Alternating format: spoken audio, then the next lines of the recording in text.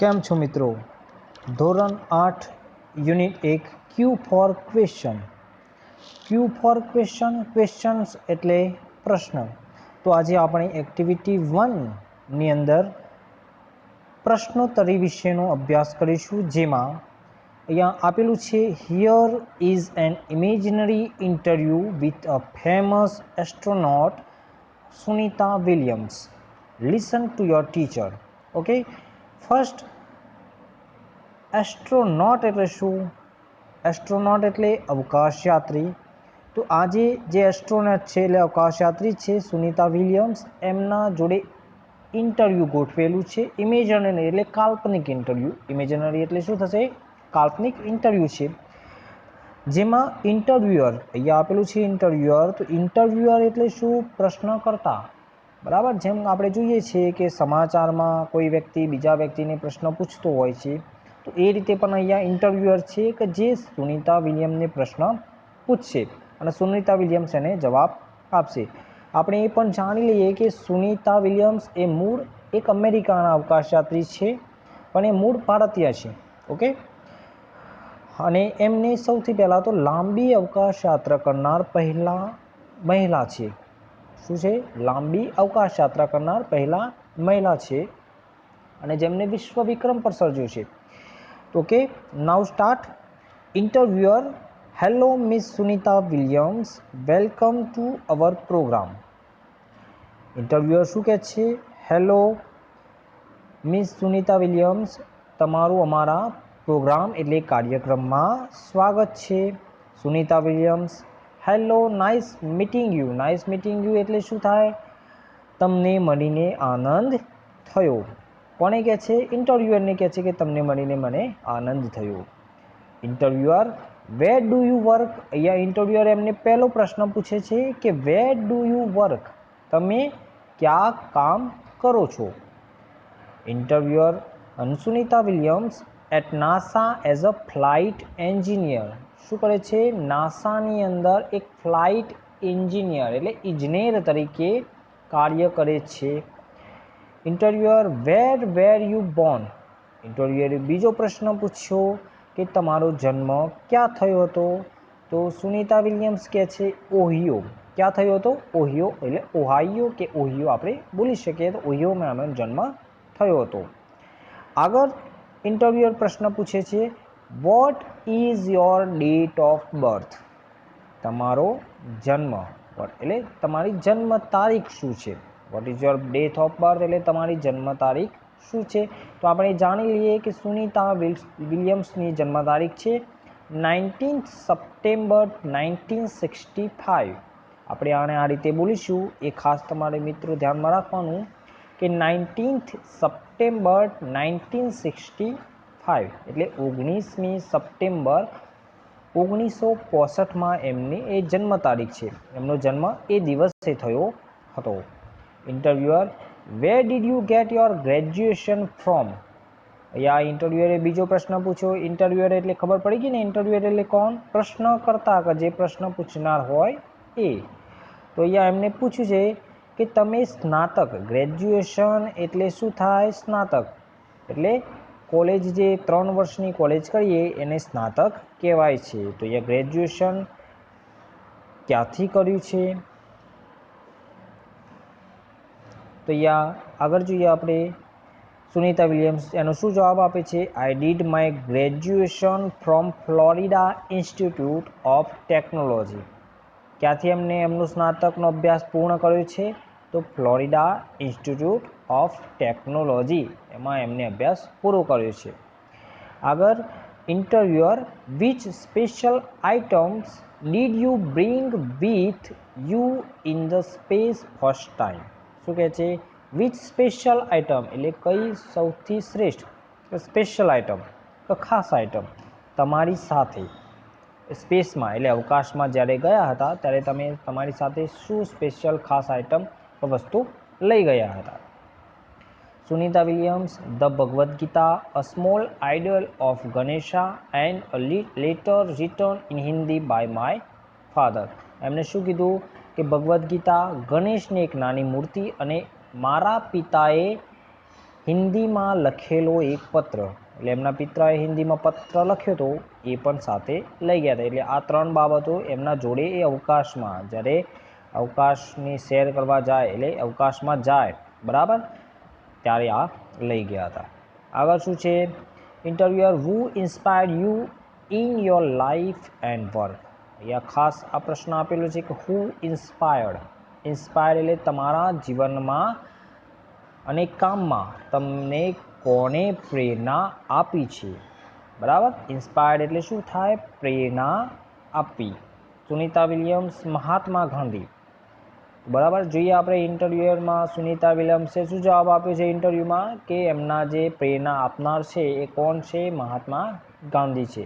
Interview vote is your country of origin. Origin means કે શું થાય? એમની મૂળ કયા દેશના છે. અહીંયા શું છે? What is your country of origin એટલે તો તમે મૂળ કયા દેશના છો.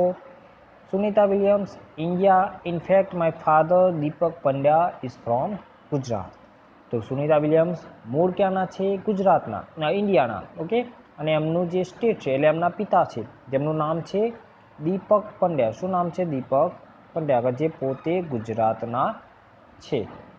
ઓકે. આ ઇન્ટરવ્યૂ આપણે અહીંયા પૂરું કર્યું બરાબર. ઇન્ટરવ્યૂની અંદર સુનિતા વિલિયમ્સ ઇન્ટરવ્યુઅર વચ્ચે જે કેટલા પ્રશ્નો થયા છે એ પ્રશ્નોના જવાબ સુનિતા વિલિયમ્સે આપ્યા છે. નેક્સ્ટ આગળની એક્ટિવિટીમાં વર્ક ઇન પેર છે.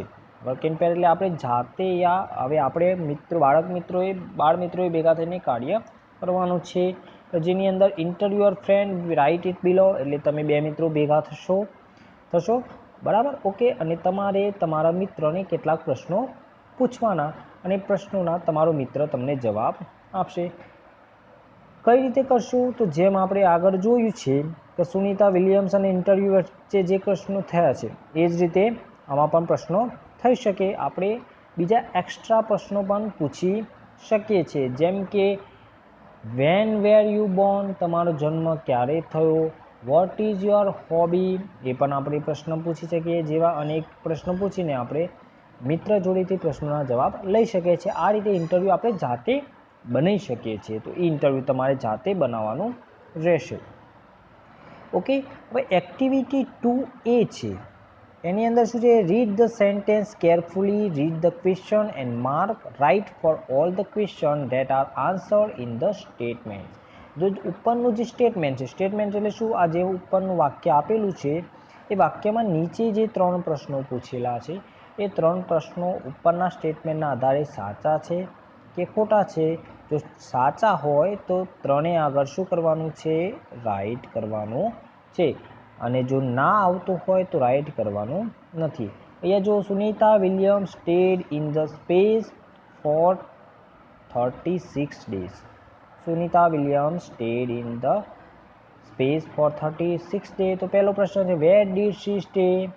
તો અહીંયા આ પ્રશ્ન આપણે આનો જવાબ આવી શકીએ કે વેર એટલે ક્યાં? તો સ્પેસમાં. તો સ્પેસમાં છે માટે આ જવાબ સાચો છે, એટલે આપણે ત્યાં સાચાનું નિશાની કરી શકીશું. બીજું છે હુ સ્ટેડ ઇન ધ સ્પેસ. તો કોણ સ્પેસમાં રોકાયું હતું? તો સુનિતા વિલિયમ્સ. એ પણ જવાબ પ્રશ્ન બની શકે છે, માટે ત્યાં પણ રાઇટ કરવાનું છે. આગળ ત્રીજો પ્રશ્ન છે for how many days did she stay in the space. આ પ્રશ્નનો પણ જવાબ અંદરથી મળી જશે. તો કેટલા દિવસ છે? 36 days. તો ત્યાં પણ રાઇટ કરવાનું. એટલે પહેલા પ્રશ્નમાં A, B, C ત્રણે ઉપરના વાક્યના પ્રશ્નોના જવાબો મળી જાય છે. એટલે ઉપરના નીચેના પ્રશ્નો છે એના જવાબો ઉપરના વાક્યમાંથી મળી શકે છે. એટલે આપણે ત્રણેયમાં રાઇટ કરીશું. નેક્સ્ટ છે the theatre was first developed in Greece as a part of religious view. શું છે? The theatre was first developed in Greece as a part of a religious view. તો પહેલો પ્રશ્ન છે what was developed in Greece.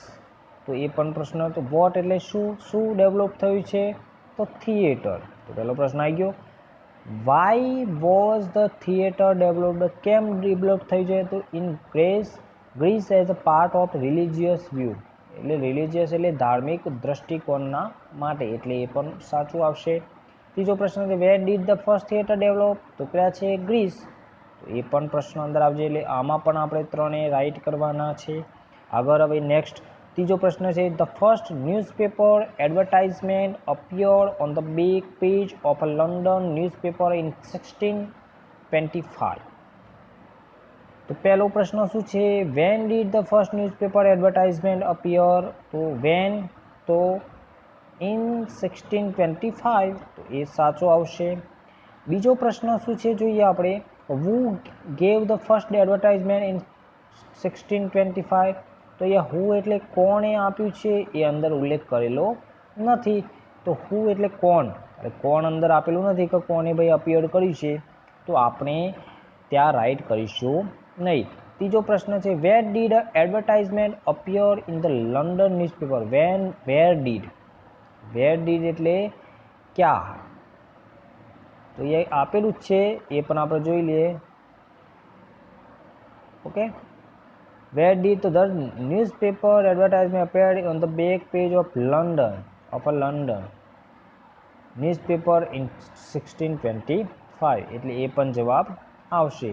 આગળ છે એટલે એમાં રાઈટ કરવાનું છે આપણે. ચોથો પ્રશ્ન છે, Kiran Bedi is the first woman IPS officer of India?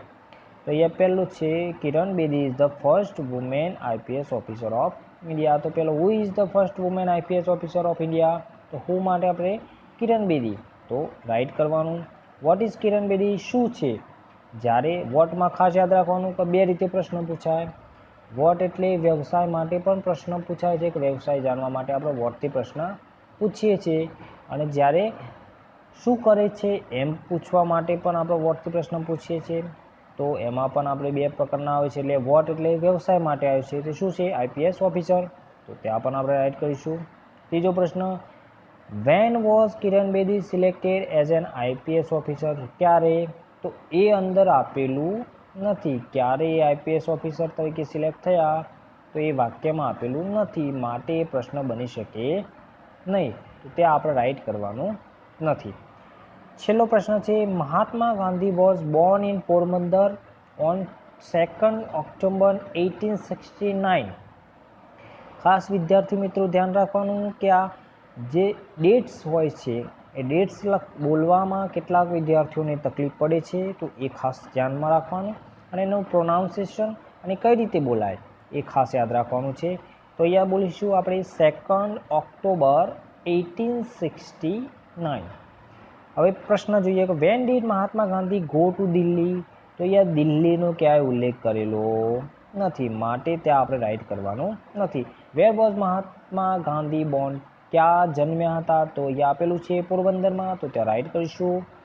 Vote is the birth date of Mahatma Gandhi? તો અહીંયા જન્મ તારીખ પણ આપેલી છે 2 ઓક્ટોબર 1869, તો ત્યાં પણ આપણે રાઈટ કરીશું.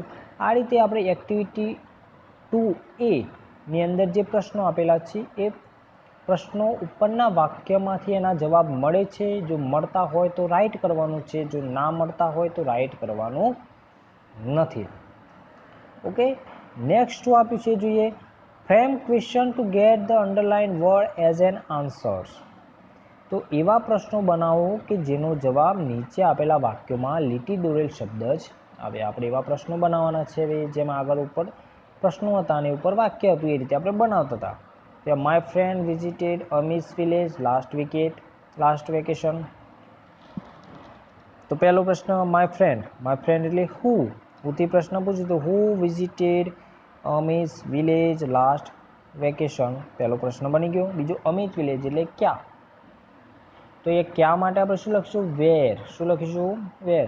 તો વેર ડીડ, હવે ભૂતકાળ છે એટલે શું લખીશું, ડીડ. તો where did my friends visit last vacation? અહીંયા વિઝિટ કેમ લખીશું, કારણ કે આપણે અહીંયા ડીડનો ઉપયોગ કરીશું. ત્રીજો પ્રશ્ન છે જોઈ લો, લાસ્ટ વેકેશન એટલે વેનથી પ્રશ્ન પૂછાય, એટલે when did my friends visit અમીસ વિલેજ, અને પ્રશ્નાચિહ્ન કરવાનું છે પાસે.